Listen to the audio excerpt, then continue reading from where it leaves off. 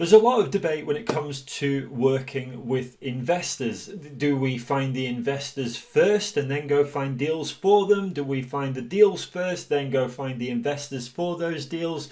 And at Goliath, we're very clear on how we believe you should operate. But what I want to do is just clarify why we feel this is the way to operate, the pros and cons of both, and actually there is merit in the other method, but it becomes a secondary approach rather than your primary approach. And remember, this is all based on experience of having done it both ways. So ultimately, we're not just saying this from theory, we are absolutely teaching this through practice. Now, the two sections of the whole working with investors are source to order VIP clients, or sourcing to a list, building a massive investor list and just pumping deals out to that list as they come in.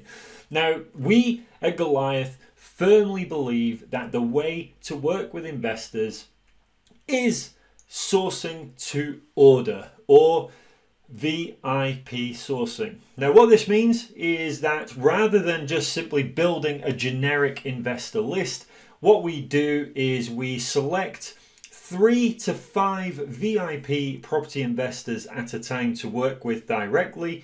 They are all aligned with the strategy and the area that we have chosen to focus on. So remember earlier we were talking about what do we find first, the deals or the investors? Well, the reality is it doesn't really matter if we are working on the premise that we are finding deals for the strategy that we're focused on.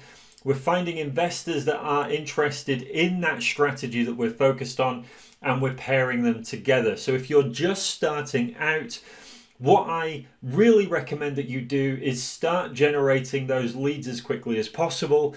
But at the same time, you can start building up your investor list of 3 to 5 VIP clients who are going to be interested in your focus strategy, in your focused area. Now, the beauty of this is that it means you remain in control of who you work with. So you ultimately choose who the VIP clients are that you want to work with. What that means generally is that you're going to select people that you are happy to work with, that you get on with, that you hopefully see a long-term relationship building with, who will buy multiple deals from you as they come in, who are all aligned in a very similar strategy and area, but maybe have slightly different expectations when it comes to return on investment in terms of the capital that they've got to spend, the deals, the property types that they're looking for example, but they're still aligned with the strategy and the area that you are looking in. So in terms of that being our advice to you, sourcing to order, what I don't want you to do is think that that means that you just build your list of 3 to 5 VIP clients and ignore everyone else that's interested in working with you, because ultimately not all deals are going to be suitable for those 3 to 5 clients. Those 3 to 5 clients get the priority. They get the first dibs at those deals, but you are going to come across deals that maybe just don't quite match the criteria that they want, but you have got a list of other investors that may be interested in that particular deal. So I definitely recommend building up an investor list on the side, maintaining that investor list through constant contact about the activity that you're doing, maybe a newsletter, keeping it a very active list. But the 3 to 5 clients that you are working with on a VIP source to order basis, they are going to be the ones that you carry out your investor due diligence on. They're the ones that you're going to get proof of funds for, ID. They're the ones that are going to be directly impacted by the money laundering rules and procedures that you need to follow, because you need to make sure that their funds are genuine and legitimate and legal.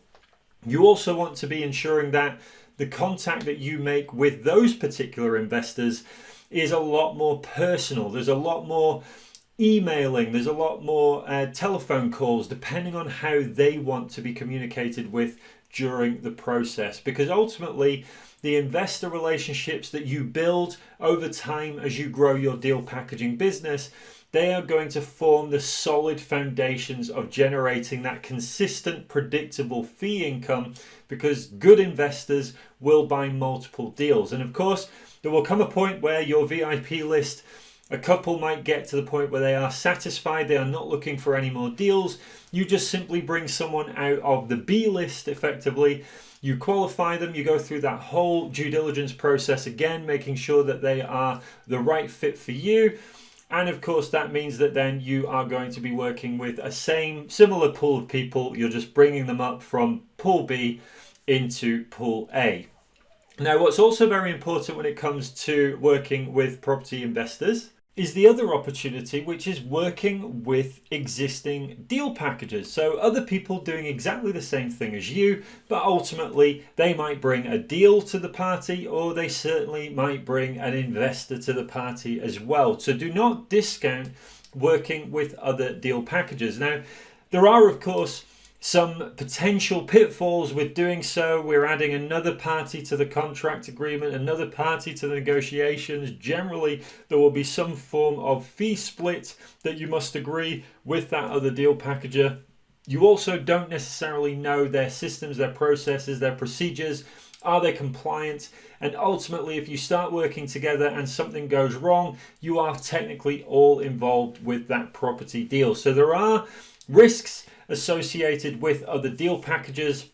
So all I would say in terms of doing so is ensure that they are fully compliant as required by deal packages, as we've already gone through in this course.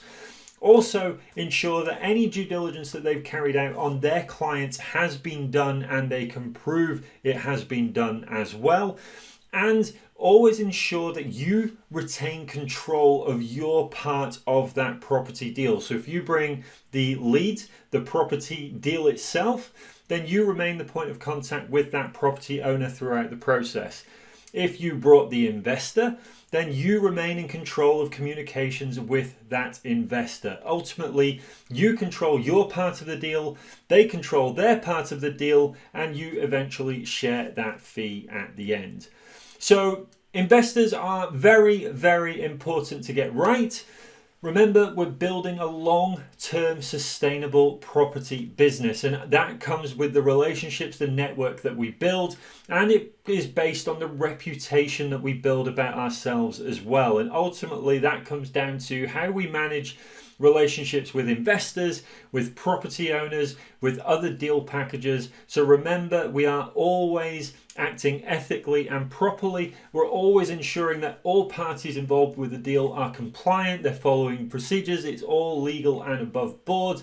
And ultimately, we control the part of the process that we're responsible for. So of course, if we bring the investor and we bring the property deal, then we control the whole process. If we bring half of that deal, we control the half that we bring. And just make sure that those systems, that communication is always current, it's always regular, it's always as you say you are going to communicate, because that is what's going to build you a solid relationship with your investors and your extended network in terms of financiers, other deal packages and the like.